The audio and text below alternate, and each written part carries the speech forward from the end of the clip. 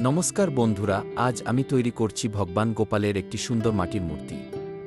ধাপে ধাপে মাটি দিয়ে গোপাল ঠাকুরের মুখ, চোখ, মুকুট আর অলংকার বানানোর চেষ্টা করছি।